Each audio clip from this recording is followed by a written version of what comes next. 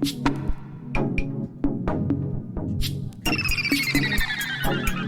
has arrived. Hey, Maurice and Odie gonna take over like Zach and Cody. Black and Snurdy is the best podcast. Gonna boom like Wile E. Coyote. Gonna be magic, they move like they hairy. Ain't talking about mental health, no, it's not scary. You know that she coming up with the astrology. Mo got a comic and that's the best policy. Maurice the GOAT, talking about animation cause you know. Odie, she moving wavy like the boat. Watching some movies and she taking notes. Yeah, kick back, listen. Black and Snurdy have risen. Upload on a mission. 5 stars, never dissing. Black and Snurdy, ooh. Black and Snurdy, yeah. Black and Snurdy. Hello and welcome to another episode of the Black and Snurdy Podcast, the only podcast where two sexy black nerds get together and shoot the shit. I am Mo, aka Kid Licorish. And I'm Odie. And together we are the aforementioned Snurds here on episode 136 of the Black and Snurdy Podcast. I wanted to do something, but yeah, here we go. Is this the new thing that they added? Yeah, so you can do reactions for Where do you videos. do that at? Once it's recording, it allows you to do a drop down, and you can select the reaction. Oh, for Google, for Chrome or on the Chrome, I mean. Yeah, but you can do it for all your videos. So there you go. See, look at that. I love that. Yeah. For the audio listeners, Odie is having a lot of fun doing. It did this one. Okay. Yes. Why isn't it doing the thumbs up? I think you gotta hold it for a while before it registers that it's a thumbs up. I'm just gonna click it. There we go. I love that. Yes. So maybe I'll incorporate that throughout the thing. Please do. I want all of the shenanigans. Okay. Oh, here are the reactions. Oh yeah. So since your video is going, you could probably do it on your end too. Oh well, it's not gonna go over here, but it's okay. Oh, all right. Yeah. Well, hey. Yeah. We have it. Yes. How you doing this week? I'm pretty good. I mean, You have to be rested because you had the week off. I did. I've mainly been sleeping this whole week. Yes. Because we had a week off of school for winter break. And I am rested, but also I think the thing is, like, you know how when Rested and breasted.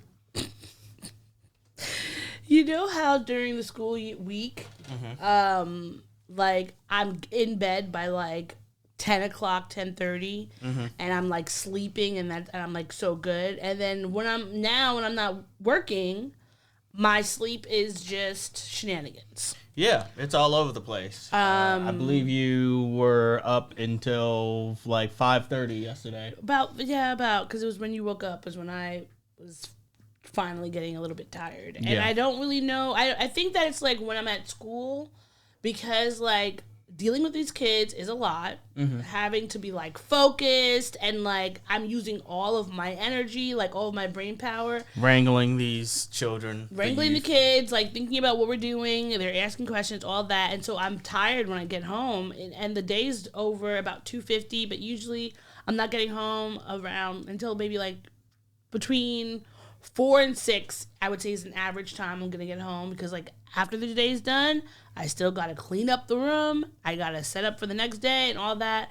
So I feel like I'm doing a lot more, even though I'm not like moving my body as much. Although I will say there's probably a physical aspect to cleaning up the room. Well, that's physical, but I think the main for some part, reason I imagine you're cleaning up chewing gum underneath. No, desks it's more and like shit. just chewed up pencils, because they, for whatever reason, you can't give them a pencil or a pen, or I found out my markers. Yeah, without them putting them in Without their them mouth. putting in their mouth. Look, And oral this is- fixation was big as a kid. But yes, I used to chew on my pencils, and I used to chew on my pens and my markers and all that, but they were mine.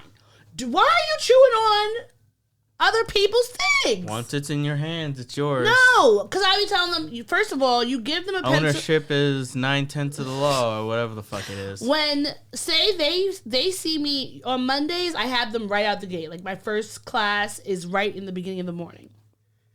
But usually throughout the day, throughout the week, they're not seeing me until about their third class, right? Sure. But they will swear up and down they don't have any pens, they don't have any paper, they don't have any of this, any of that. And I know that we are providing them with these things. And the problem is that throughout the day, I will go be in my classroom and they're breaking the pencils, they're throwing them around, they're chewing on them, they're all this stuff. Are they doing that game where like you hold the pencil and then the other person they're not doing that. But they're just like pencil with another pencil. If you're not literally staring at them, and these are not kids that maybe have IEPs or anything like that. These are just like kids in general are just destructive by nature. It's like if I put something on their desk, I have to immediately be like, do not touch it. Mm-hmm. Do not rip it. Yeah. Do not write on it. Don't put it in your mouth. Just leave it there. Mm-hmm. And that is the very interesting thing about teaching middle schoolers that I tell people. It's like, yeah, they are older, so you can like have some conversations with them and all that. But they're still babies. They're not really, to me personally, middle school is the same kind of shenanigans that you get in elementary school. And some part of it, like, I don't know how much of it. Or at least it's more reasonable in elementary school than well, because in elementary school, like, you're if they don't have paper or if they don't have pencils, it's probably because they forgot it. Yeah, but object like, permanence and everything like that. They'll be telling me, "Oh, I forgot my whole book bag at home," or "I just don't have it." Where are the notebooks that we gave you? Where are your workbooks?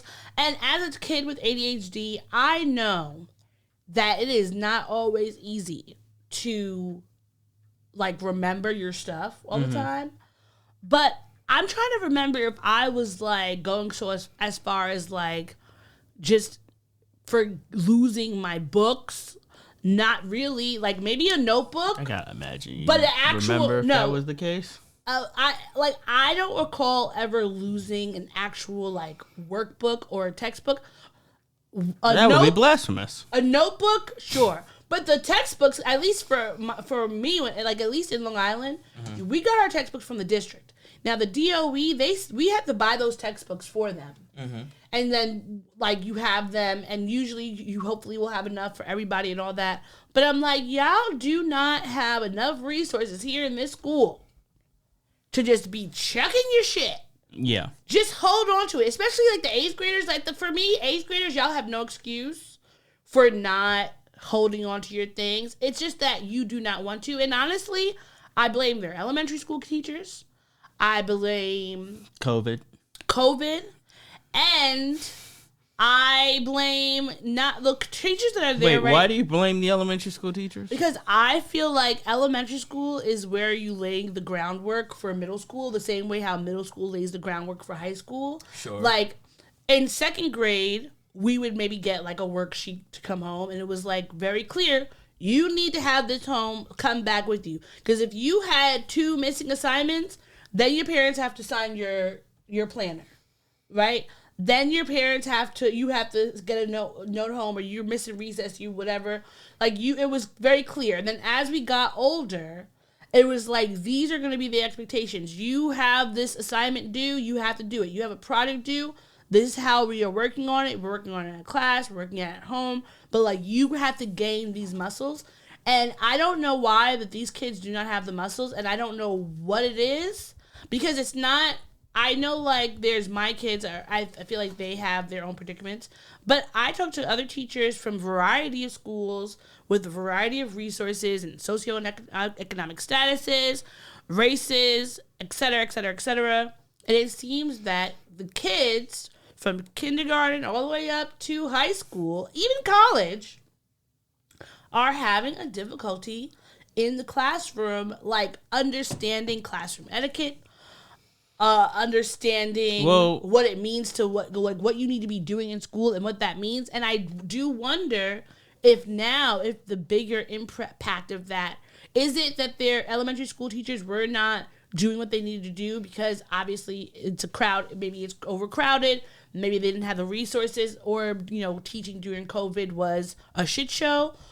Or was it that you just were not emphasizing certain things? I don't know. I would probably blame the parents, and also the parents. Well, yeah, parents too. But I would probably blame it makes more sense to me that the disruptive world of COVID where kids weren't going to school, kids were remote learning. At least when we never had a global pandemic to deal with, so all of our schooling was uncut. Yeah, for sure. Like our tragedies, we still had to go to school. And then we had our breaks, and then we had school, and then we had summer, and then we had school, and then we had our breaks. Like it was a natural progression where like you know, in kindergarten and pre-K, like, oh, you're learning your ABCs and you're taking naps and shit, and then like second grade comes, it's like, actually you gotta stay awake, and then third grade comes, like, now you gotta do some work, and then it's and fourth, I do fifth, believe like, and it's just an uncut progression when I think about as you keep going, the 6th through 8th graders. So that means COVID was 2020. That's 5 years ago. Sure. So they were between first grade and third grade, probably. And those are big deals. I don't think people realize why it's so important for children to be in school. Like, you know how, like, I don't know if you've seen how Trump and his pick for the DOE head is Linda McMahon, I believe. Linda McMahon, yes. And so I keep seeing now these ads for like, oh, you know, it's so important for education, and that's why we want to make sure people can homeschool their kids. People cannot homeschool their children. And I'm going to tell you why. Unless you are, like, certified as a teacher. Sure. Unless you have help. Sure. By someone who is also certified as a teacher, and you literally have nothing else to do, and you have the patience and understanding, et cetera, et cetera, et cetera, it is very difficult for you to teach your kids because, one, kids always infamously, et cetera, act different at home than they do at school. Yes, they do. So it's like they have their bedroom that's right over there for and it's them just to like you're curl with up and you're in a space. relaxing. Even if you say like, oh, I'm gonna you don't want to do school at home, like, oh, let's go to the library. The way that you act with your parents is vastly different than the way that you act with everybody else, including your aunts and uncles, including your big cousins. Yeah, you code switch. And especially your teachers. Because when you're at school, like, that is the school environment. When you're at home, that is the home environment. And you could have enrichment stuff you do with your kids at home. But I need people to understand the only reason why the Trump administration is trying to force you or push you or you know, give you any sort of ideas to homeschool your children is because they don't want your children to be educated enough. Yeah. To overthrow them. And then that way the onus is on you. And if you fail, then I mean if it fails and your kid doesn't like matriculate and learn and shit, then it's your fault. Yeah, and there's actually even though it's really not your fault, it's a system's fault. I've seen a lot of these kids whose parents were like, we're going off the grid. We don't want these woke teachers teaching our kids. And so there are all these parents, even pre-COVID, who were completely like, we're getting out of the school system. We're teaching them our own curriculum, etc. And with homeschooling, you're supposed to be able to like have your curriculum, and you can either get ones from your city or your state, etc., to help you. But there's no real like homeschooling, like regents or homeschooling SATs that you like standardized testing that you do for your kids. Really, yeah, like it's not like an across the board sort of thing. Exactly, it's not standardized. And some of these kids are talking about how when they were in, you know, elementary school, they would have days where they're just like, oh, I don't want to learn to read, and they just wouldn't. And not to say now they're dumb. And now they can't. They're going to high school, or they're trying to get into high schools, or they're in high schools trying to get into college, and they are completely like unable to read. They can't really read that well at the level they're supposed to. Because the thing is, if you're sitting with a kid and they're reading, I can tell the kids that do not have great, they're not at necessarily their reading level, right? Yeah. There's always going to be kids, regardless of what type of school you're in, have varying levels for each thing. And so you are tailoring it for that child and all that. But a lot of these parents, they don't have the patience. And when I talk about patience, it's like, you have to sit here and do this work. Yes, we could take a break after 15, 20 minutes. or whatever. No, I don't care if you're going to have a tantrum. You're still going to have to do this later. Like, we still have to learn. And if the way that you're teaching it maybe doesn't work, we can find other ways to do it. But you cannot just allow your child to be like, oh, I just don't feel like doing words today. Like, because after a while, that is going to set them up for a very unfortunate future where they're having to recap and do all that. And it is very hard to go back and learn the basic things and your foundational things when you're already, like, by the time you're in 5th grade, they are expecting that you know your sight words, you could read a sentence, you could write a paragraph at the bare minimum, you know, unless there's something else going on where you might need some extra help. And who's paying for are you getting a resource room teacher to come to your house? Are you getting a tutor for your kids? No. And unless you want to have a bunch of people with no critical thinking skills, with no ability to really, like, think for themselves, go beyond what the book says, go beyond what even you say, it is just not possible. So I find that it is so important to be really focused on making sure that these kids are understanding what they're doing. And I do not think that most parents are capable of that unless they've really spent the time and dedicated the time to, like, make sure their kids are going to be able to grow up and be a part of the world regardless of what they want to do, because it's not like college.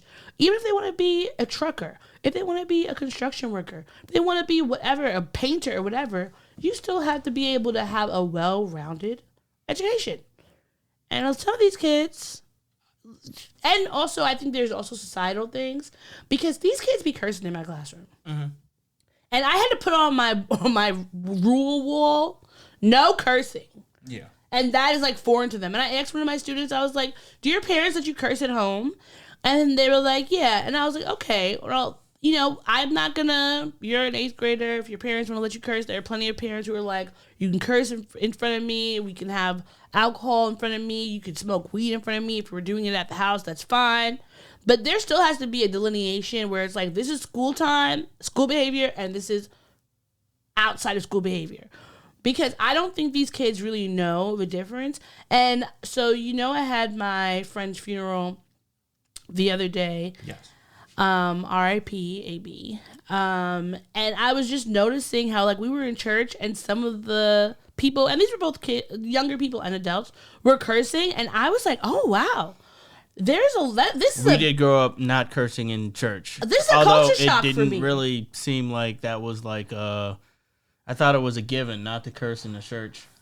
I thought so as well, but I think this is a new generation. People are not growing up in the church anymore. No, and not to say that you have to, but I think that if you grow up in the church, it helps. Or if you grow up church adjacent or whatever, or not even church, but like church, synagogue, temple, whatever the case, adjacent. You hit the 3 major holidays for church, like what? You choose. It's usually Easter, Christmas. Usually Easter, Christmas, maybe New Year's if you want to do night watch. What's the other one? Not Sabbath. What's the thing with Ash Wednesday? Ash Wednesday, but that's Easter, isn't it? Or I guess Ash Wednesday and then Easter, because it's in between. Ash Wednesday is 40 days before Easter. Yeah. Right? So I think that there's some things that the kids, because their parents are our age, some of the kids' parents are our age, some of those kids' parents might be younger than us. Yeah, pretty much. And then even people whose parents are like a generation above us, they're not necessarily the most like mindful of things. They're just like, whatever. And it's very curious. I think that these are the things I think about as like a sociological, cultural anthropology type of thing of like how the impact of how our parents were raising us impact how we raised the next generation, and how like the trickle down effect of exactly, because it's a mix. You gotta have balance, you gotta have both. Yes, you do. But how are you doing? I'm doing okay. Hold on, that was Odie's teacher corner.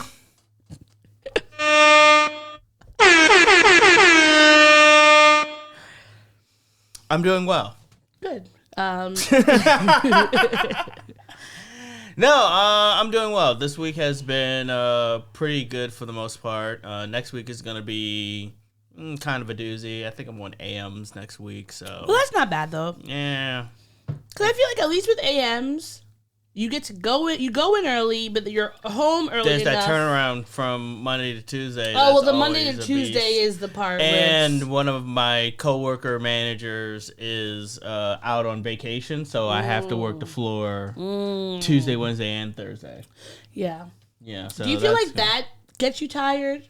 What, the turnaround from Monday to Tuesday? Just like throughout the day, like. If you didn't do anything all day, you'll be tired, you'll go to sleep. Do you feel like just being on the floor and having to like paying attention?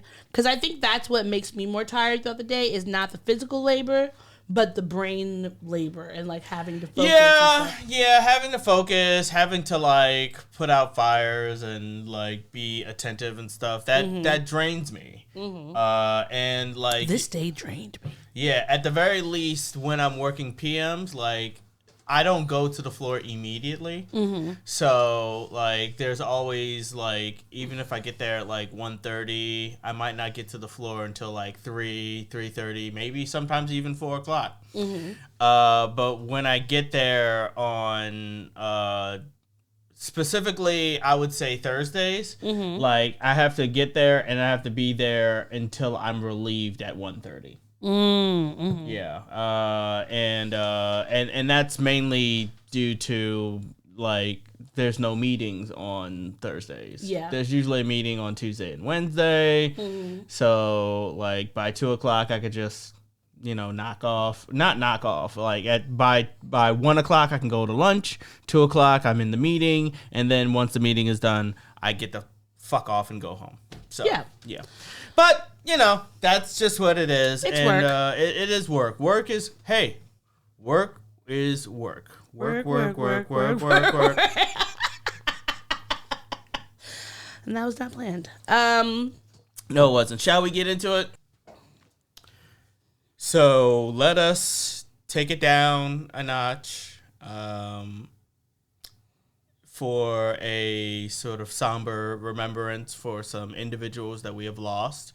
The ancestors have called them home in our RIP section. And who are we honoring this week, Odie? So the first person is Sam Nordquist. I hope I said their name right. They were 24 years old, and on the article that came out on the 15th of February said that they had been missing for about 5 days. There are 5 people who have been arrested and charged in New York in connection with their disappearance and death. Sam was originally from Minnesota and had been reported missing earlier that week. And then, unfortunately, the unfortunate news came out. And the police had said that he was a victim of a criminal act. They said that Captain Kelly Swift with the New York State Police said our investigation has revealed a deeply disturbing pattern of abuse that ultimately resulted in Sam's tragic death. That he faced both prolonged physical and psychological abuse at the hands of multiple individuals, and also called it one of the most horrific crimes I have ever investigated. Now, Sam's mother has been is upset at this point at the rate at which the police have been moving. Mm-hmm. And she said that his mother Linda said that Sam may be alive today if they would have done their jobs. And she's the article on NBC News said the mother of Sam Nordquist, a transgendered man who was tortured and killed, is absolutely slamming the police response. And I think that she should be doing that because we have already seen the impact of the negative rhetoric around trans people, and we've seen, especially with this new administration, how much of an impact that the already targeted trans community has been having, whether it's states not having the ability to even say the word trans, or banning trans individuals, or murders. I mean, we've talked about trans people being murdered on this show before, and it's really, unfortunate, but this is just a reminder that we have to be in community with all of our people, regardless, but especially when they are folks who are from an even more marginalized community. And the next person we want to give honor to is Valetta Wallace, who is famously known as the mother of the Notorious B.I.G. She passed away at 78, and the EW Entertainment News said Valetta Wallace, the mother of the Notorious B.I.G., has died. She was 78. Wallace helped manage her son's estate and was a driving force behind his posthumous legacy, and was also a beloved figure in the hip-hop community. Her influence was undeniable, and this is a moment to remember the legacy she helped create. Agreed. And, I think that even though, obviously she was not the celebrity, but her being the person who created this iconic person in media, and having continued to keep his legacy alive, and also trying to make sure she was helping other people. With his estate, they did scholarships and tried to help the community, etc. And in March 2021, she told EW, "As long as I have life, there's hope. I'll never give up, and I hope that when I'm not in this world anymore, my friends and family will carry on this fight. There's always hope." So I hope that with her passing, that her family is able to get the relief that they so deserve, need, and want regarding Biggie's passing. But we just have to be thankful for her being who she was and shining her light on this world and giving us the Notorious B.I.G. So R.I.P. to you, Miss Wallace. R.I.P. Mama B.I.G. Angela Bassett, she played her in the movie Notorious. Notorious? Yeah. I think was that 2009? I think so. All right, are you ready for the shenanigans? I sure am. When you want a hot meal without a big deal, what are you gonna pick? Pop topics. Pop topics. All right. Where do you want to start for the pop topics? Speaking of Bad Boy. Can we do that anymore? Not for funsies. Only for ridicule. No, well, that was Biggie's part. Yeah, that was Biggie's Diddy's part was the... But, I was thinking about this the other day. Can we listen to Biggie? So here's the thing. Because Diddy's pretty much all over. Biggie is all over. Biggie and Diddy are synonymous, right? Yeah, they're very synonymous. But I think that at this point, I don't want to have to not listen to 112. Biggie has his own things that people would talk about, and we have not said it as a culture or a select. Excuse me. Maybe there are people who are I don't want to listen to Biggie or whatever. But I do not feel like we need to keep ourselves from listening to the artists who were under Diddy's nefarious regime, mainly because many of those artists were victims in some way too. Oh yeah. Oh no, notoriously. There are people who have still to this day are still talking about Diddy setting up Biggie. I thought you were going to say Diddy never paying them and owning their masters and stuff like that. So many of those artists, Biggie was the icon he was because he passed away at the height of his career.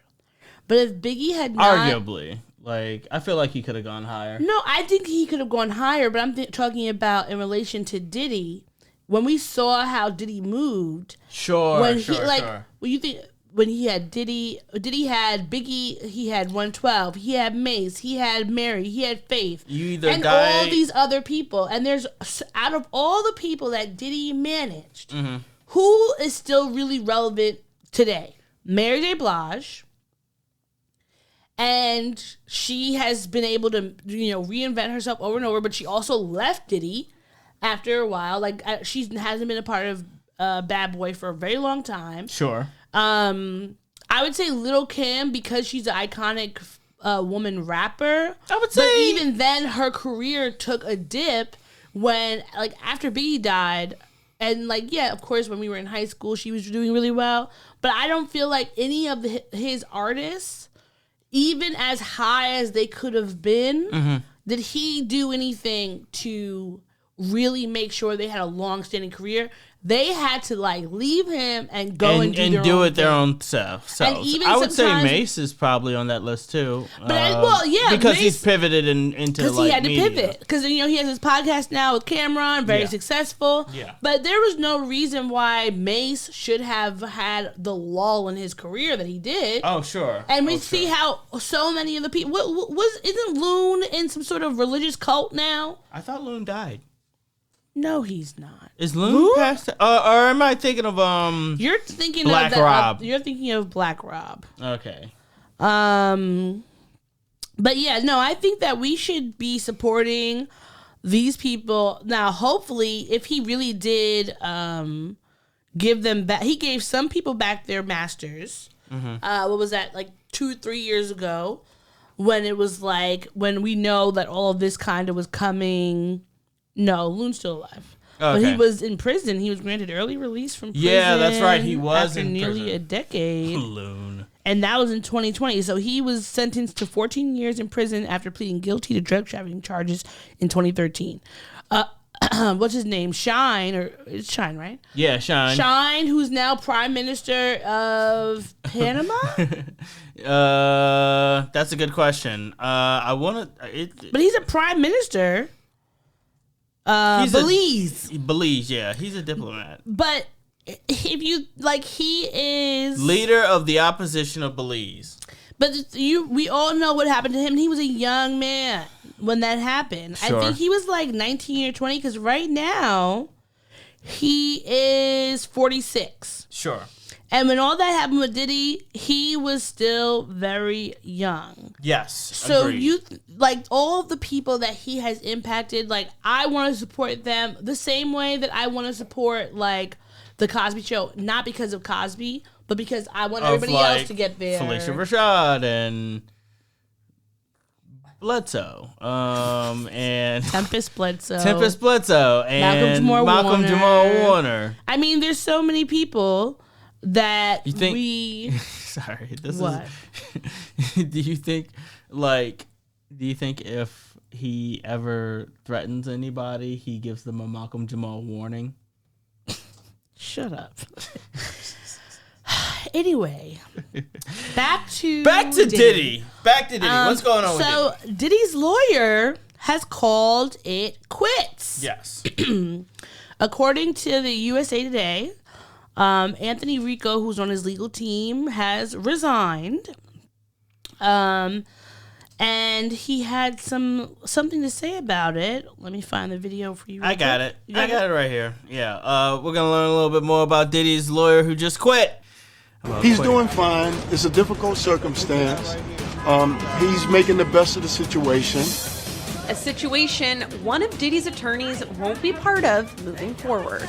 Anthony Rico announcing in court docs, under no circumstances can he continue defending the embattled rapper. This is a serious proceeding with serious consequences, and all of us are addressing it accordingly. In a motion filed on Thursday, Rico stopped short of revealing why he's stepping down from Diddy's legal team, just months ahead of the music mogul's scheduled trial date in May for sex trafficking and racketeering charges, all of which Diddy's denied. You know, Dr. King called it the law of unintended consequences. So sometimes the more you push a person down, the stronger they get. That's Rico speaking up late last year for his now former client. ET's learned the attorney's exit will not affect Diddy's other attorneys, nor their defense strategy.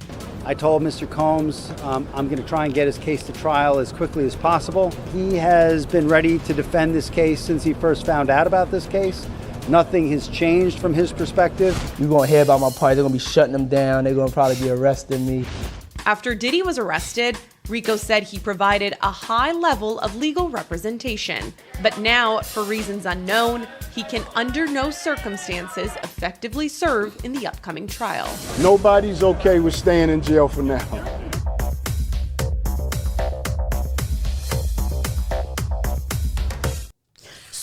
So why do you think Diddy's lawyer left? Well, do you think maybe he was trying to get him to wear Sean John?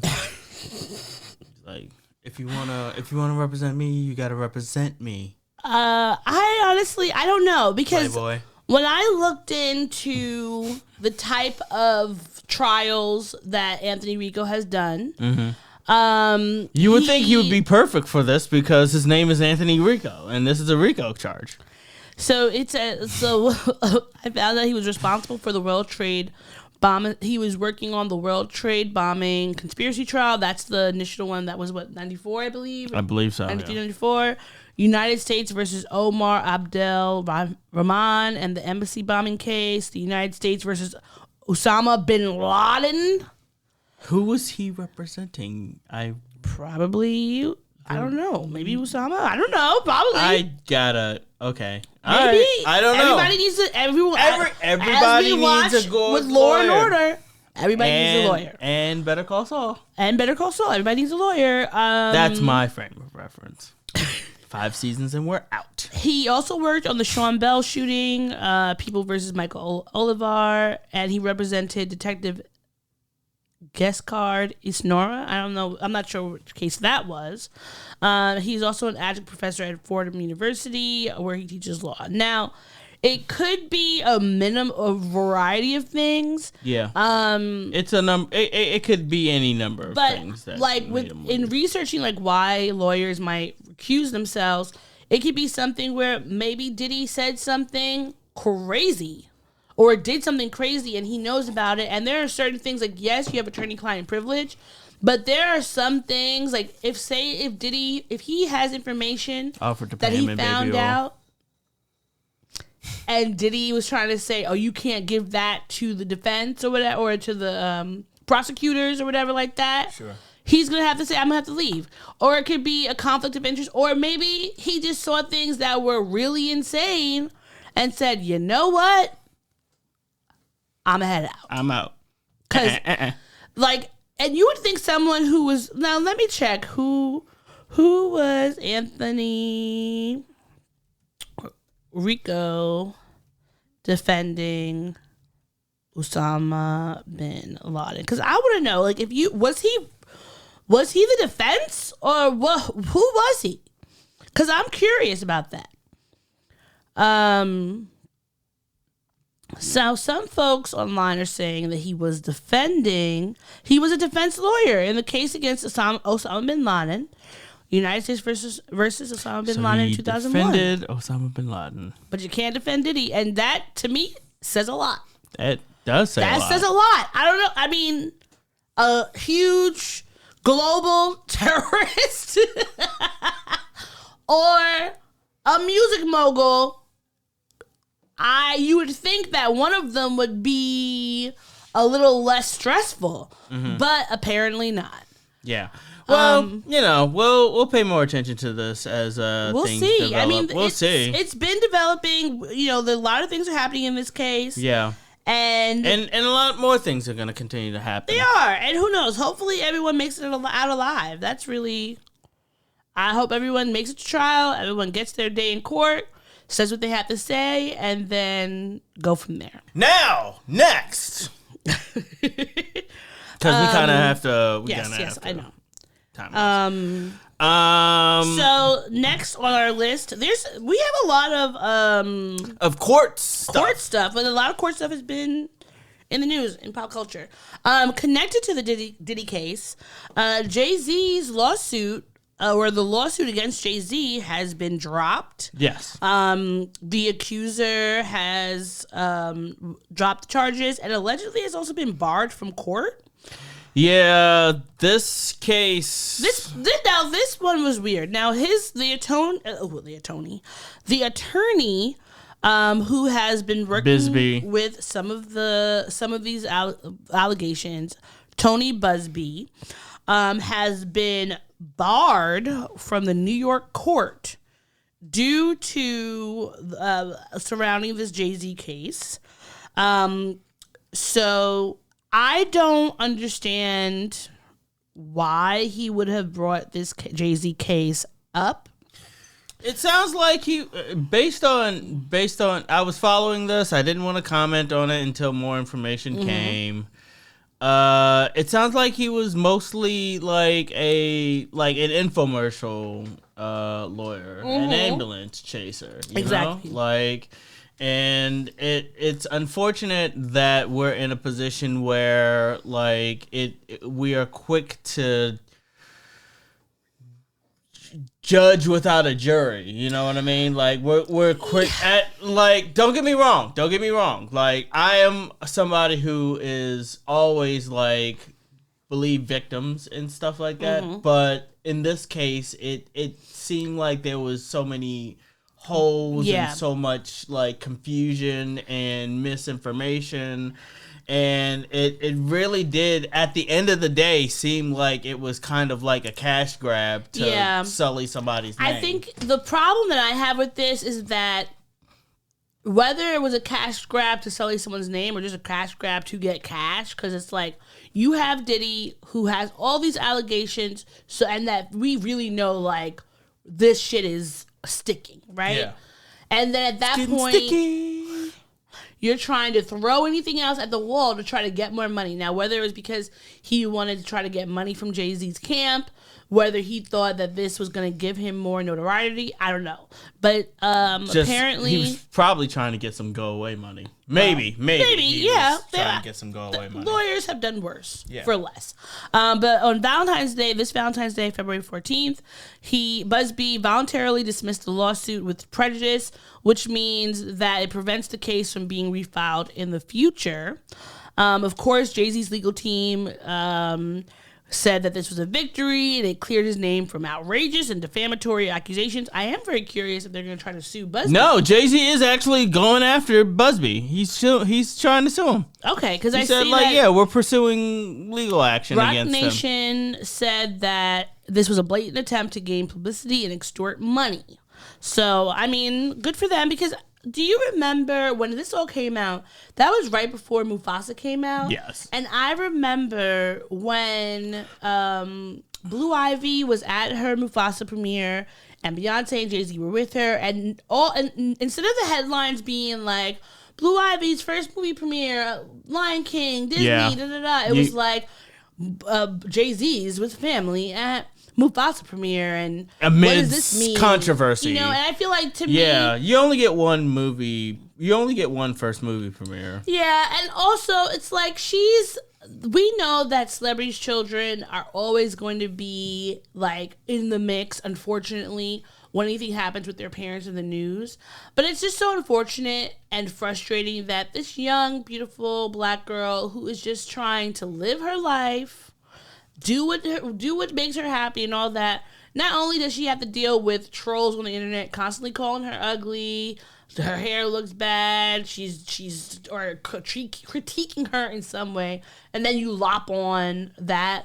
So I'm glad that this is not something they have to deal with anymore, but it's always going to be something that people talk about, whether it's did Jay-Z pay him off, did Jay-Z pay her off? It's always going to be a thing. But Busby, the attorney, he is barred from practicing law in the Southern District of New York. But apparently it was not due to the dismissal of the case. Megan Cuniff, what do they call her? Oh, man. Meg the, is it Meg the Bob or something like that? Because she did the Tory Lanez case. But Megan Cuniff, she said that the ban was because of Busby's failure to obtain the necessary permission before submitting his application for admission to the district court in January 2020. 25. So that procedural misstep, combined with the allegations of misconduct during the filing process, led the Committee of Grievances for the Southern District of New York to take disciplinary action. So really, this was him fucking stepping on his own feet. And I really do hope that this does not impact Diddy's case, because those people deserve, anyone who's been impacted deserves to get their day in court and their just desserts, and he deserves to get his just desserts, because we know that everything that's happened in there has been heinous. Like, regardless of every single thing has been checked, we know that shit was bad. Like, that's it.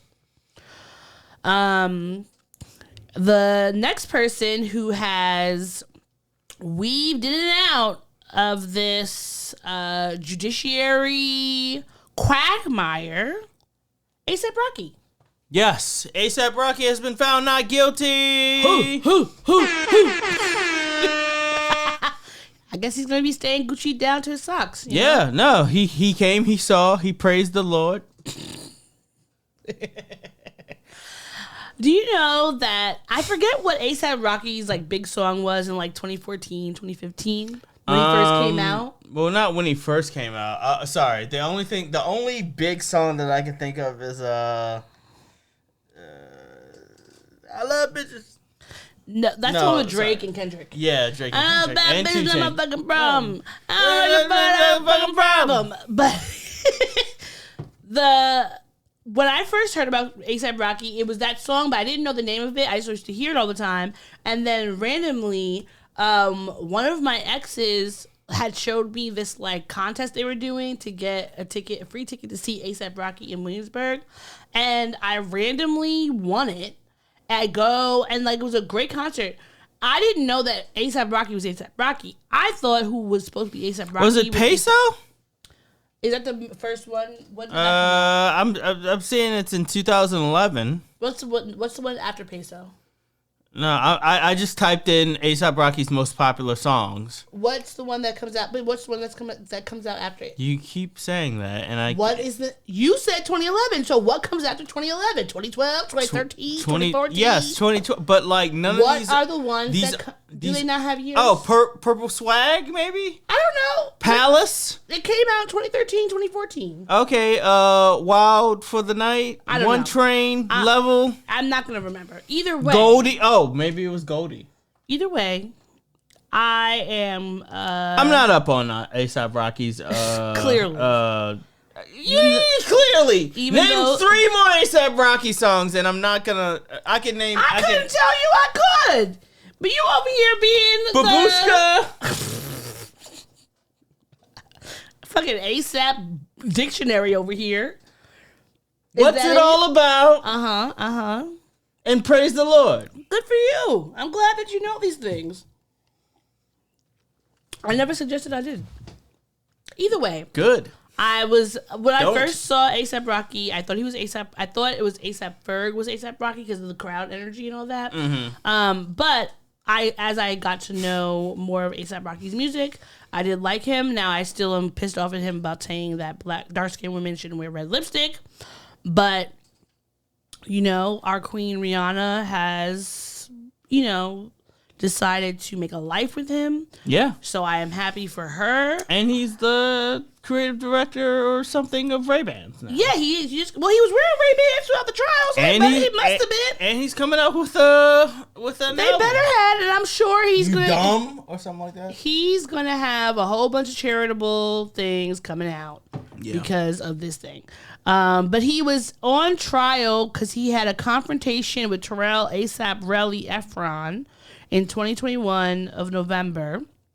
Apparently, they said Rocky shot a handgun twice in Relly's direction and was charged with 2 felony counts of assault with a semi-automatic firearm August 15th of 2022. So he faced up to 24 years in prison if convicted, but the prosecutors were seeking an 8-year sentence. So honestly, I am happy that he is not being charged because, he is a father. He has his long-term partner. I don't know if they're married or not, in secret or whatever. Yeah. But he has a family. Who would get and all married that. in secret? Who? People do it. Please. But, they have enough money where they can get married in secret or not, and what it did wouldn't even matter because they got other things. Yeah. But I'm glad that he is not going to jail, but I do want him to choose better choices. And just everybody stop thinking with your caveman Neanderthal brain, okay? I gotta tell these to the kids all the time. Just because somebody does something to you does not mean you gotta do something to them, because it does not matter what they do to you. It matters that I saw what you did to them. And I can't tell you what happened 5 seconds ago when they hit you, but I saw you hit them. So now you're in trouble. Get your willpower up. Take a meditation class or something. Don't squabble up. Don't squabble up. Be an adult for once. Okay? Sorry. Every time I hear that phrase, I think about that Jay-Z remix. That was my reference. Oh, okay, yeah. Have an affair. Be an adult for once. Just after this, I'm gonna tell you whose ringtone I made that as for a little bit. I could get. I guess who it is, but I don't remember their name. But I'm gonna say biology building. No. Oh, okay. No. All right, moving on. But that would have been applicable. That would have been applicable. Moving on. SNL, Saturday Night Live. They had their... I was doing conjunction junctions for some Conjunction. What's your function? Hooking up words and phrases and clauses. Conjunction junction. What's your function? I got and, but, and, or. They'll get you very for. Okay, that's enough. You know what? I should just give my kids conjunction. You know what? I'm going to start playing my kids those one Saturday morning cartoons. Those interstitials? Yes, because I think that is what they need to remember all of those things, because they are not remembering them, and I think that would help. Because that's what we had. They don't have one Saturday morning. They got fucking TikTok and Facebook Live and we're real live or whatever the bullshit is. Imagine if I just have this theory that like technology is gonna be banned in the next 10 years, and we're gonna not technology, but technology. And you sit down on top of me. Ew, I'm tired of using technology. My friends used to make fun of me for liking that song. Why? It's a fucking great song. It's a good song. Justin Timberlake may be trash, but he has a great catalog. She wants it. She wants it. Whoo. She wants it, so I gotta give it to her. The way he would harmonize on the beat, you cannot tell me. I gotta give it to that Justin Timberlake was not making the hits. No, he was making the hits. And if he hadn't fucked over Janet Jackson and Britney Spears, we would be talking about him in a much different light right now. And good for him for fucking off. Like he's nowhere to be found. He's living in the lap of luxury by himself. Like, who's his wife? Is he married? He's married to Seventh Heaven, Jessica Biel. Seventh Heaven. He's married to Jessica Biel? Really? That big ass forehead? Maurice. She has a big forehead. She does not have Jessica an overly sized forehead. Yes, she does! Look at that big ass forehead! Look! She forehead. She has a regularly Jessica Biel. Look, nothing against Jessica Biel. I'm sure she's a lovely person, but I think this is very symmetrical to her face. No, that's a big she forehead. She doesn't have a 5 head. No, that's IMAX right there. Maurice. She should have tried bangs, man. She should have tried bangs. I am Jessica Claire Timberlake. She don't even go by Biel anymore. She's a Timberlake. Okay. You know, my first screen name was Angel Timberlake.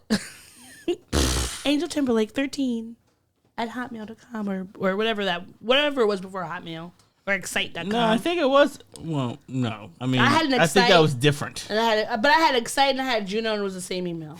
You do look like you would have Hotmail. Did you also have fucking Net Zero as the internet? That was one of our first internet because it came with a CD. I'm remember it came with a CD, and we only had I think it was 30 hours of internet on it or whatever. Yo, I remember those fucking CDs where it was just like, yo, you internet. get which now makes that I'm no sense. Now I'm thinking about it, makes no sense. How do you get doing that? How do you get free internet for 30 hours from a CD? You have to have the connection. Like what? Okay, never mind. All right, you know what? Whatever. It's just we don't have time. Pisses me off. We don't have time. Either way, we are going to the SNL 50th anniversary. Yes, we are. And they had a lot of big. They had all the celebrities. There. They had Eddie Murphy, Pedro Pascal. They had Kate McKenna, Eddie Murphy. What's the older Garrett? What's his name? From Tracy Morgan. Well, Garrett Morris. They had Garrett Morris? Garrett Morris, not on the show, but he was a part of when they did the premiere. Okay. Because I saw he came out. It was very sweet. And he's an older man now. He's in his 80s, I believe. Ooh, good for you. Yeah. Good for you, living Dick Gregory. Not that it matters. I don't know why. Were they beefing? No, they weren't beefing. He's just another older black comedian that I. Well, he was an original SNL cast member. Yes, he was. And the first black actor on the show. He made his debut in October 1975. Oh, that reminds me. We have to watch the This Is Saturday Night or the last Saturday. The movie that's about the first episode of Saturday Night Live. There's a movie about that? You didn't know that? Yeah. What's his face is in it? Dude from New Girl is playing Garrett Morris. Oh, Tremone. Yes, I know you're talking about. Yes. Yeah. Well, that's great. I would love to watch that. I love Lamorne Morris. Lamorne Morris, yeah. Baby daddy. Okay. He's so cute. Okay. He's funny. He's so cute and funny and sweet. All right. He also won an Emmy for Fargo, which is another season that we were supposed to have finish watching it. I know. We watched, the first episode and then stopped? We haven't even finished watching the first episode. No, we did watch the first episode. We did the whole one? Yeah, because that was when they had the shootout in that convenience store. Great, yes. Okay. Yeah. Well, we just haven't watched any other episode after that.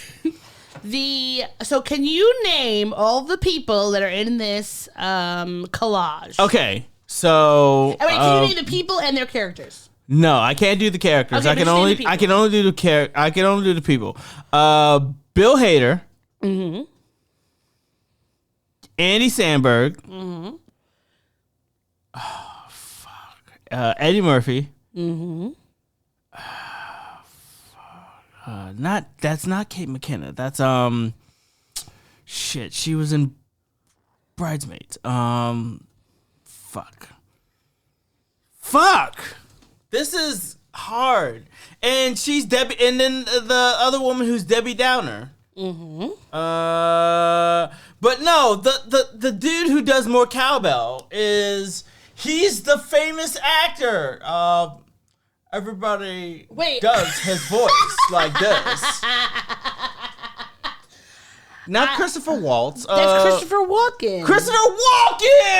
Yes. Yeah. More cowbell. Now, did you know who the bridesmaid woman is? No, No, I don't. What's her name? I'm gonna have to check that one. But Rachel Dratch. Rachel Dratch is Debbie Downer. I don't know who this is in the yellow. That is Gilda Radner.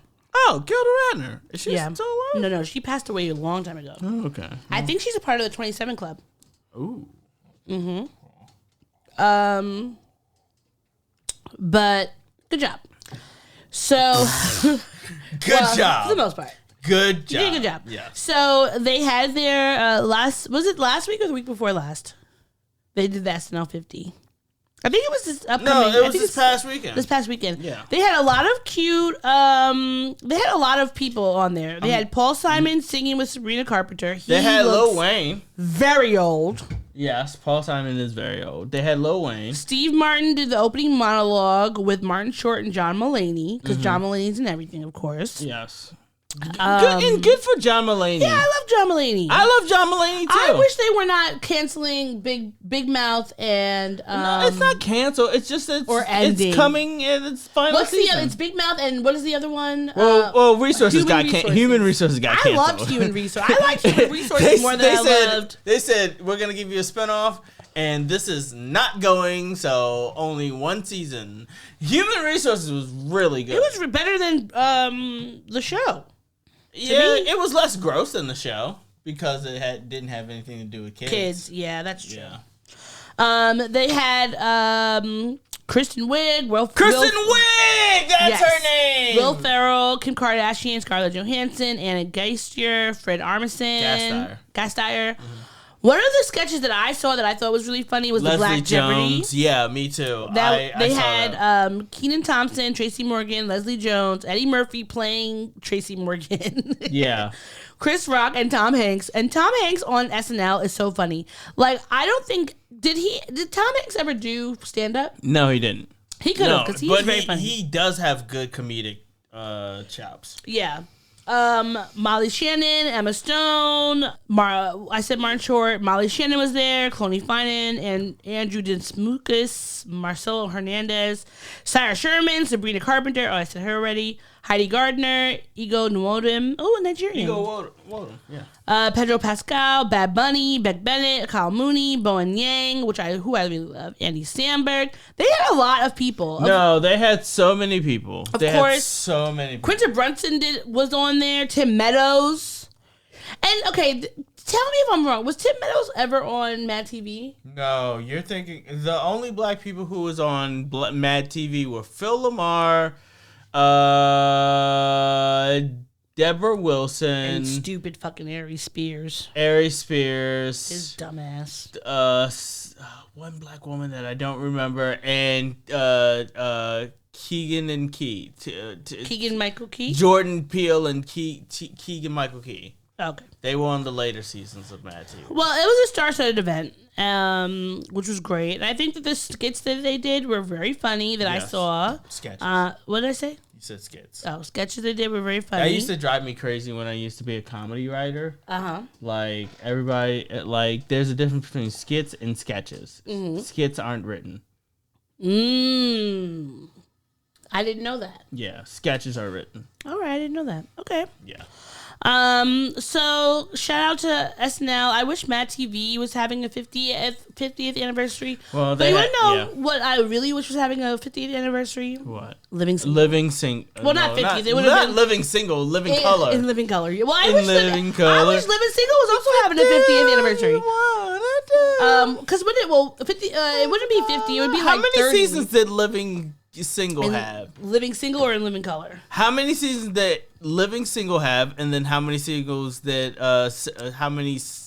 seasons did In Living Color have? Living Single had 5, and they had 118, so they got their syndication rights. They were syndicated. Like it was literally they're everywhere. They're on Hulu. It was literally Frasier and then Living Single. Yeah. After school, it was The Simpsons, then Frasier. It was Frasier, then The Simpsons, then News, then Living Single was Late Night, along with Married with Children. Yes. In Living Color had 5 seasons. I used to have those DVDs. Really? Yeah, I did. Yeah, I bought them for my mom back when... God, it was so easy to shop for parents in the early 2000s. All you had to do was buy them a DVD box set of their favorite show. Like, I bought my dad Enterprise because he loved Star Trek. I bought him The Wire. I bought him Lost. Like, he bought me Lost, actually. It was so easy to shop. It was just like, oh, you like TV? Here's your box set. Well, I wish that Living Color would have been able. It came out in 1990. Sorry. So it's at its 35th. It's about to be at its 35th year. So that would have been awesome. But they should still do something for SNL at 35 or not SNL in Living Color because it was amazing, and we wouldn't have so many of the celebrities. Yeah, we wouldn't have Damon.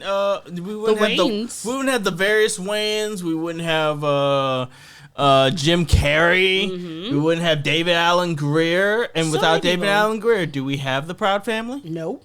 You could not. No, so shout out to them. They'll push your buttons and make you wanna hug them. That's the kind of family that I want. Pushing buttons and make you want to hug them. All right. So next up, there's a new Captain America in town. Yes. Anthony Mackie. Mm-hmm. So Anthony Mackie's Captain America: A Brave New World came out, and it got the top spot for the box office, making for its opening weekend $141 million in the domestic, which is amazing. So you can't say that black people don't bring in the people. What are your thoughts and feels about this? I know that you're hating Marvel right now. It's not that I'm hating Marvel. It's just that Marvel is in a lull. It's been in a lull since, after Phase 3, I think? After Phase 3, which was the end of the Infinity Saga, it's been very scattered as far as, things that have been really good. Mm-hmm. For every Loki season 2, you get fucking the Hulk, She-Hulk. She-Hulk, yeah, and I didn't want that to be the example because that makes me seem like a sexist. Yeah, even though it's just not a good show. It's not a good show. Captain America and the Winter Soldier is really good. What? I didn't do that. That's not me. Captain America and the Winter Soldier is a pretty good show, even though at the very end... Oh my goodness! This is the perfect opportunity for me to use that drop! You've got to do better, Senator. Yeah, but... Yeah, and... Alright, let me make this clear. I'm happy that this movie is number 1 in the box office. I'm happy that this movie is making all the money, especially because Anthony Mackie is in my opinion, a perfect person to take up the mantle for Captain America. Uh-huh. I do think that just from the trailers alone, that this is essentially a Hulk fucking sequel. It's a sequel. But you cannot go by. You can't to... just go by the trailers. I still want to see this movie. Okay. I don't. Okay. Not that I think it's bad. I just think that I just feel like this movie could have expounded upon Captain America's rogues gallery, as opposed to going with fucking Red Hulk. Red Hulk is not the anti. A hero is only as good as their villain. Yeah. Is right? the Red Hulk a villain? Red Hulk is a villain to the Hulk. Oh, okay. But Red Hulk is not a villain to Captain America. Neither is the leader, who is also a villain of the Hulk. It literally... Okay. I'll just say, I would be interested in watching this movie once it comes on Disney+. Mm-hmm. Which probably be soon, because they've been putting movies out. Yeah, they've been putting bringing them right back into the house. Yeah, really. Gladiator was doing really well in the movies, and it's at Paramount now. And now it's on Paramount, and apparently I'm gonna have to buy Paramount in order to watch it. And Sonic 3, because I really want to see Sonic 3. But yeah, as far as Captain America is concerned, I just get the sense that justice is not being done to the character of the Falcon, aka the new Captain America. Even though in the comics, Falcon takes over the mantle of Captain America, and so it's comic accurate in that sense. Mm-hmm. And therefore, I appreciate that they went along with a black Captain America, as they should. But I'm just not enthusiastic with what the execution has been. But that's just me. Who knows? I mean, I still like to see What do I know? Oh, I can't even fucking reference that because he's a Nazi. I mean, and his wife that he never lets wear his clothes is... Oh, they're getting divorced. Apparently. But they feel like they go back and forth between getting divorced and not getting divorced. They're getting divorced now. Every so often. She finally said, this has been enough. You can put me on the Grammys naked, but I draw the line in anti-Semitism. Someone said, what if she has some sort of humiliation kink and she likes it? What if he has the humiliation kink? But it wouldn't be he's not the one being humiliated. No, she is. They're both being humiliated. She's the one that is going out naked. Not to say there's nothing humiliating about being naked, but like she's the one. Yeah, you hear that, Kanye? Next time you want to go to the Grammys and you wear the spandex see-through underwear where we see your D&Bs. Now let's see Kanye West Dragon Balls. That would be a sight. Now, speaking of other black people who are doing some dope ass shit. Sure. The NAACP Awards. I hate the way that you walk. Ooh, sorry. sorry. I thought that was something else. I thought that was the air horns. All right. So I'll say it again. You ready? Yeah. The NAACP Awards. So the 56th annual NAACP Image Awards, it happened on February 22nd.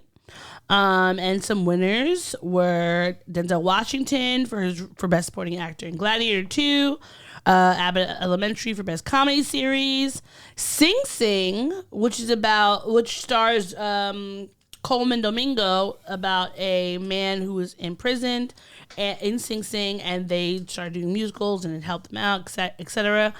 One thing that I'm curious about is this movie Amelia Perez. Oh no! That stars what's her name that did blackface? Oh God! I've been hearing not too good things. What about is her name? Musical. Well, first of all, it's a musical drama thriller. Yeah, which is confusing. Also, it's a French people made a movie about a Mexican cartel leader. Yeah, apparently they did not do justice to the trans community for this. Well, I've been hearing it. People who are Mexicans have been having issues with it. Trans folks have been having issues with it, and then people who just like good movies have been having issues with it. Yes, but it's been winning all these awards or getting nominated for all these awards. Zoe Saldana.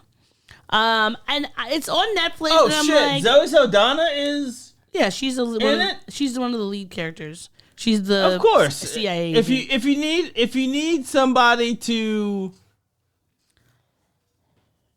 be blacking up your. Well, no, not even blacking up. I was gonna say to color up your. Well, she's black. No, I know, but she always is a different color. Isn't Zoe Saldana in Avatar? Isn't Zoe Saldana Gamora? She is. Yes. If you need somebody to color up your fucking... You can do what you wanna do in different colors. Well, I don't know if I'm gonna watch this movie because I've just heard so many terrible things. That's actually a really good title, in different colors. We'll see. The 688, which is a Tyler Perry movie, also won big with which starred Kerry Washington. And if you don't know, the 688 are about the black women who worked during World War II to help get the mail out and boost morale. Beyonce, Doechii, and Kendrick Lamar won as musical artists, and apparently they also gave Kamala Harris an award. Now, Dave Chappelle received the President's Award, which I'm confused by. What? As to why. For real? Yeah, he won. Farrelly? Kamala Harris, Vice President Kamala Harris won the prestigious Chairman's Award. And she said, our power has never come from having an easy path. Our strength flows from our faith in God, faith in each other, and our refusal to surrender to cynicism and destruction. Not because it is easy, but because it is necessary. Not because victory is guaranteed, but because the fight is worth it. While we have no illusions about what we are up against in this chapter of our American story, this chapter will be written not simply by whoever occupies Oval Office, nor by the wealthiest among us. The American story will be written by you, written by us, by we, the people. Whoever her writer is, they're doing a great job. Yes, they are. And also, didn't the Wayans win a Lifetime Achievement Award or something? The Wayans family won. Hold on, I just had it here. Sorry, I closed it out. No, it's okay. So they were inducted into the NAACP Image Hall of Fame in recognition of pioneering contributions to film, TV, sketch, and stand-up comedy that have shaped Hollywood for decades, which I believe is very true. Keke Palmer also won an award. Yeah. And she deserves it. Yeah, She's been doing really good work. She is diversified. She has a podcast. She does movies. She sings. She dances. She can do any and all the things. And I'm just happy to see her, doing well, thriving, and living her best life. And I loved her in Nope. I loved her in Nope. We haven't watched Nope in a while. We've watched some of those other ones a bunch, but I feel we haven't watched Nope that much. Well, where is it? It was on Amazon, and then it was on Peacock, and then it was nowhere to be found. That's a good question. To be found. That's a good question. All right, so let's do a quick dip into our mental health corner and the things that are making us angry and the things that are making us happy. Yes, mental health is where we're gonna go. How's your mental health? I would say it's a mixed bag. On one hand, I do feel an extreme drop in anxiety. An extreme drop. Yeah, compared to like other jobs I've had, I am not feeling the overwhelming crush of anxiety that I usually have. It's like a normal amount that I can manage. Well, you're not in the corporate world anymore. Yes. And also maybe world of children. World of children. And I think also because I like what I'm doing right now. World of Warcraft. Well, that's kind of also World of Children. The World of Children, yeah. I think I like what I'm doing right now, and I'm feeling like fulfilled by it in a way that I was not feeling fulfilled by my other jobs, even if they gave me other different types of fulfillment. So right now I'm feeling like less stress. Mm-hmm. Like of course, like my stress comes from wanting to make sure the students are getting what they need, are understanding things, are like making it to the end of the year and coming out more knowledgeable than when I came in. But I think that because it's like you're having a lot of conversations with them, you're talking and interacting with them, it's different versus just like being in a freaking cog in a wheel that's doing bullshit and making nothing happen. So yeah, I feel like that's good. I mean, I feel like I definitely, I need to get back into therapy. I need to get back with my psychiatrist and talk about all those things. But in general, I would say my mental health is like a 6.5 out of 10. Okay, sounds good. How about and my mental health's at like a 7. Okay, that's good. 7 out of 10. Strong 7 out of 10. You know what it is? It's just that I'm so good at taking my medication when I have to work. It's just that the Sundays and Mondays, I have to remember to get back on it because I don't take my Oh, shit. I just remembered that I have to go to... Pick up your medication? Pick up my medication. Yeah. I can pick it up for you tomorrow. Oh, well, thank you. Thank you, Mom. I appreciate that. But yeah, if you could, that would be great. Yeah, I just have to remember to take my medication at the beginning of the week. That's all it is. Yeah. Because it kind of sets you up. And, like, one thing I have noticed, though, is even when I forget to take my medicine, and I go to work. I'm not as frazzled. I am not as frazzled, and I'm very curious if it's just like, is it the job? Is it the type of work I'm doing? I think it's the type of work that you're doing, because like you're still beholden to bosses, but it's less of a strenuous task because like for you, like it's not like you have to meet deadlines and shit. Well, I mean, I have to meet deadlines and I have to meet metrics, right?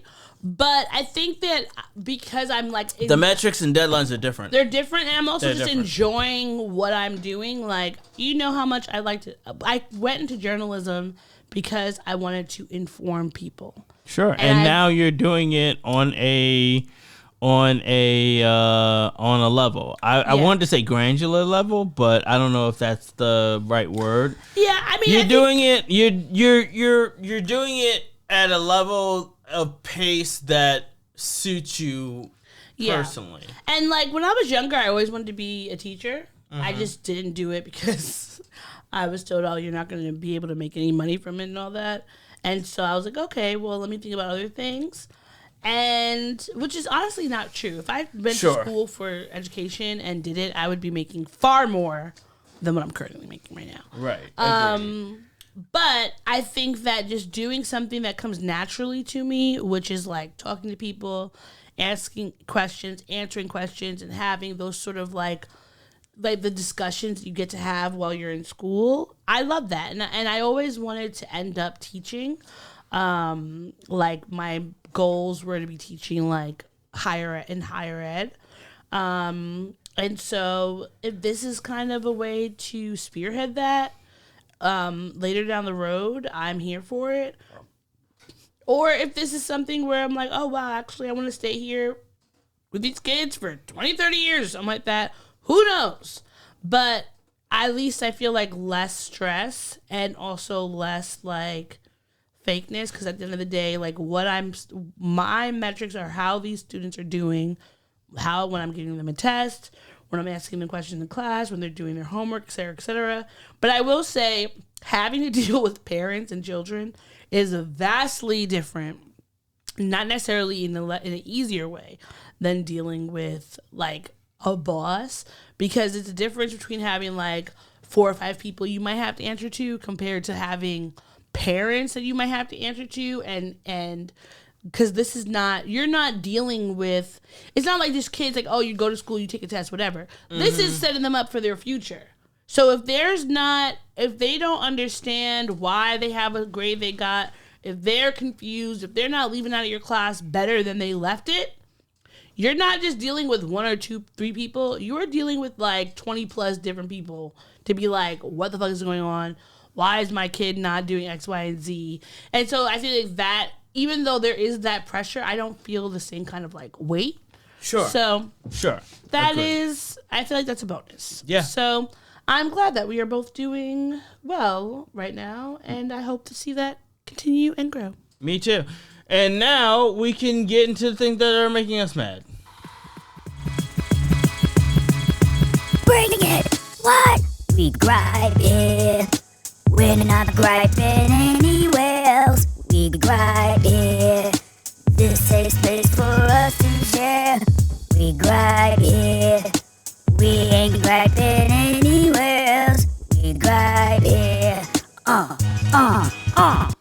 I think I went first last time. Did you? Yeah, I think I did. All right. Well, what's making me mad is that today it came out in the news that Joy Reid is leaving MSNBC as her show The Readout is airing its final episode this week. She had reportedly signed a new contract with Comcast in 2024, but now she's out. Her weekend slot of her 7 p.m. weeknight slot. How often did you watch the show? I used to watch like the recaps and the clips of them because she would really every week she'd be doing a show, talking about different things that are happening in news, media, entertainment, etc. Discussion roundtable. So I was always seeing it, and because we don't have cable like that. I wouldn't watch it necessarily at the time, but I would go on YouTube, watch those things, and I really feel like the reason why her show is gone is the same reason why so many other Black and brown people, women, etc.'s shows have gone to the wayside throughout the years because of this current administration. But they said her 7 p.m. weeknight slot will be instead filled by a panel show that is anchored by the hosts of The Weeknd, Simone Sanders Townsend, Michael Steele, and Alicia Menendez. And I'm very curious why this happened. Apparently, Entertainment Weekly reached out to Reed, who did not immediately comment. So it could be, is this because she's had shows on there where she's openly talking about the Trump administration and pushing back? Is it because she's a Black woman and they don't want any more DEI hires? But, Joy Reid has been a voice for the people on her show. So she started with the Reid Report in 2014, which was for... she did that from 2014 to 2015. She had a morning talk show, AM Joy, from 2016 to 2020. And then she landed the primetime slot of The Readout in 2020. She's been a staunch critic of Donald Trump, of course. She was dubbed a heroine of the resistance to his leadership at the New York Times after his first impeachment. And she also wrote a book, The Man Who Sold America, Trump and the Unraveling of the American Story. She's gotten so many accolades. She has received NAACP Image Award for Outstanding News and Information Series. But I'm very curious. It says that this is part of a general overhaul of programming under new MSNBC president, Rebecca Coulter. So I'm very curious as to what's going to happen from here and what the show is going to look like. I mean, Simone Sanders is a Black woman. Michael Steele is a Black man. Alicia Menendez is a Latinx person. I've never seen them before, so I can't tell you what they might be, or I don't really know much about them. But I'm just very curious. They said that she had previously hinted at changes coming to the network following news of Alex Wagner, who had a show called Alex Wagner Tonight, is shifting, and she said that our jobs are hard on a normal day, and these are not normal times. I think it's important that we all share in the exciting parts of what the year ahead is going to mean in terms of getting to build a new news organization. It's going to be hard, but it's also going to be exciting and interesting and a really important time to do what all of us do.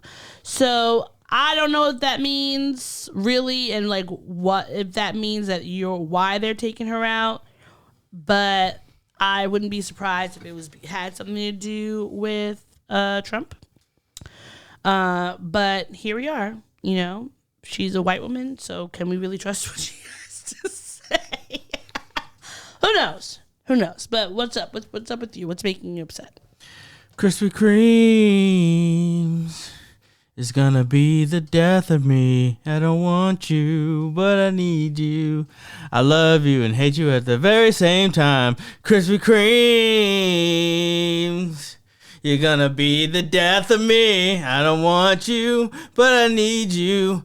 I love you and hate you at the very same time. Ever since I found out that Krispy Kreme is near my job, I've been ordering Krispy Kremes, and it is doing a number on my glutes and my thighs because they have a strawberry sprinkle donut that is super delicious, and I can't help but get more of them and walk to the Krispy Kreme to get them. I hate that I hate that I work near Krispy Kreme's. So do I. You live near Krispy Kreme? Or you work near Krispy Kreme's? No, I hate that you work near Krispy Kreme. Okay, because that's my answer to everything? Yeah. Yeah. It's a good answer. No. Yeah, it is. No, it's not. It is. It is not. Not all of us can just throw Krispy Kremes away. Well, when they're hard and stale. There's Nobody told you not to get at it, like, immediately. They weren't hard and stale when you got it. They were a little bit. A little bit. That's why you don't give people donuts, because they go hard and stale extremely quickly. Unless it's like a 1 donut or 2 donut, you can eat it then, but, you know. But I understand why you could be upset. It's a love-hate relationship. I have a love-hate relationship, but it's okay because I can get back into shape now. It's fine. That's everything that I hate right now. Well, you want to know what I want to know? What do you want to know? What do you love? Say, who do you love? What is this reference? Who do you love? I don't even remember the reference. Let me see. Anyhow, let's go into what made us happy this week. Baby merchant, tots are us. I give you our service and no damn fuss. Give the baby merchant just a week or 2. I love you, baby, for you. What's making me happy this week? Obviously, Tupac. Doing this podcast with you, and also you in general. You've been a great person to. You've been a North Star in my life. I'll put that way. And just being alive, honestly. It feels so good to be alive. It's good to be alive. It's good to be alive. Yeah, that's everything that's making me happy this week. How about you? All right. Well, I have a few things, but the first one that I'm going to go with is the death of a horrible, horrible man. This guy, the white guy. So if you don't remember, it was like a year or 2 ago, this 86-year-old man from Missouri, Andrew Lester of Kansas City, Missouri, was charged, shot Ralph Yarl, who is in the picture, shown in the picture, who was a black honor student who accidentally rang the man's doorbell. Thankfully, Ralph survived. He's currently a freshman at Texas A&M. But Ralph, like I said, was 86, and he passed away after he was charged with first-degree assault and armed criminal action. In the shooting, he was scheduled to be sentenced March 7th, but has passed away. So now, I mean, the one side, Yarl's family said that they were upset that he wasn't going to be able to see justice. But I think that, you know what? Send him straight to hell. Because we didn't need him. We didn't need him here. He has not brought anything to our lives. He wasn't going to be able to really face that much justice because look at him. He was very old. So if he would have even gotten to being in jail for a year, that would have been enough. But I'm just happy to see a racist, terrible person under the ground where they cannot terrorize us anymore with their face or with their stinky, weird, and rude shenanigans. So fuck you. Go to hell. And I can't wait for Trump to join you. And what else is making me happy this week? Of course you are. Mm-hmm. Doing this podcast with you. Mm-hmm. Being able to have a week off from work. Sure. Because I was extremely tired. I'm still tired, to be honest. But I'm glad that I got to have more sleep every day. And yeah, I think I feel a sense of ease. And so I'm happy about that. All right, that's good. Well, if that's everything, then that's everything. Shall we go into the close? Yep. Yeah, so thank you all for watching another episode of the Black and Sturdy Podcast. We'll be back next week with another episode of the Black and Sturdy Podcast. Until then, take it easy, keep it sleazy. Bye.